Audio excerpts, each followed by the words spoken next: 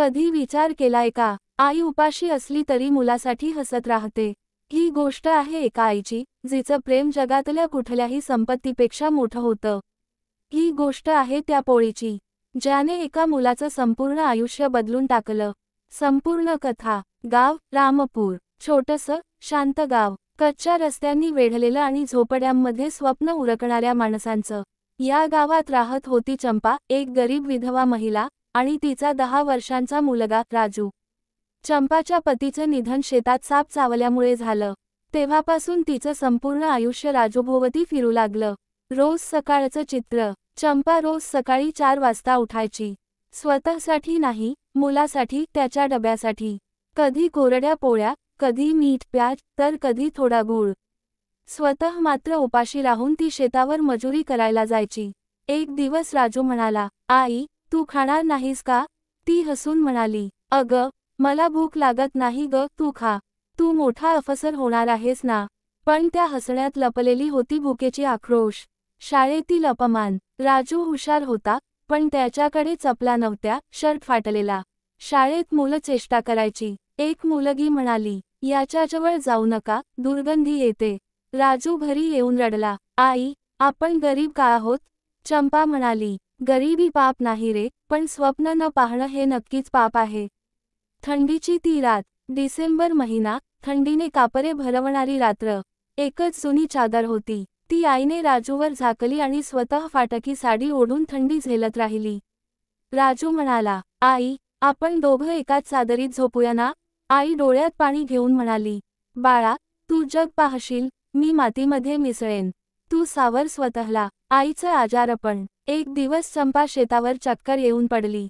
ताप भरलेला होता, पण तिने कोणालाही सांगितलं नाही कारण त्या दिवशी राजूचं टेस्ट होतं शाळेत. ती म्हणाली, थोडासा ताप आहे, जाईल आपोआप. पण आतून ती मरणाच्या दारात पोहोचली होती. शेजारणीचा सल्ला. सरस्वती काकू म्हणाल्या, तू दवाखान्यात चल ग, तुझा चेहरा फारच खराब वाटतो.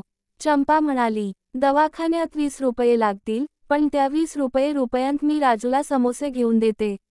तू उपाशी नको जावो शाळेत. तो दिवस. सगळं बदलून गेला. तेज पाऊस, छाप्पर गळतय. राजू आईजवळ बसला होता. आईच्या तोंडावर अशक्त हास्य, पण तापाने संपूर्ण शरीर थरथरतय. राजू औषध आणायला पळाला, पण दुकानाने पैसे नसल्यामुळे औषध दिलं नाही. पैशाशिवाय औषध नाही मिळणार. राजू रडला, विनवणी केली, पण कुणालाही दया आली नाही.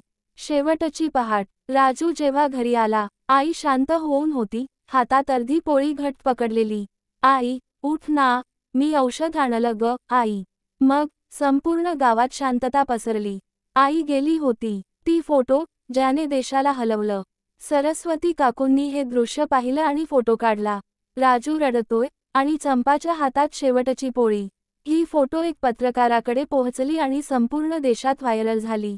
आईने शेवटपर्यंत आपल्या लेकरासाठी पोळी जपली आणि स्वतः उपाशी मेली. नवं आयुष्य. गोने राजूला दत्तक घेतलं. शहरात शिक्षण दिलं. राजूने कधीच हार मानली नाही. प्रत्येक परीक्षेत त्याने आईची ती शेवटची पोळी आठवली. वेळ बदलला, आणि 20 वर्षांनी डॉक्टर. राजू चौरसिया, IAS जिल्हाधिकारी, रामपूर. आज तोच राजू, जो पायात चप्पल नाही म्हणून शाळेतून हकलला गेला. तोच आता हजारो लोकांचं जीवन घडवतो आहे. आईच्या समाधीपाशी. राजू आईच्या समाधीपाशी गेला. आई, मी तुला वचन दिलं होतं. या गावात कोणीही उपाशी मरू देणार नाही. कोणतीही आई औषधाविना मरू देणार नाही. मी तुझा राजू, आज कलेक्टर आहे. जर ही गोष्ट ऐकून तुमचं मन भरून आलं असेल, तर एकदा तरी आईला आठवून हा व्हिडिओ शेअर करा. आईचं प्रेम जगातल्या कोणत्याही शब्दात मावणारं नाही. ही गोष्ट काल्पनिक आहे, पण भारतातील लाखो गरिबांच्या सत्य परिस्थितीवर आधारित आहे. या गोष्टीचा उद्देश लोकांमध्ये संवेदनशीलता आणि प्रेरणा निर्माण करणे आहे.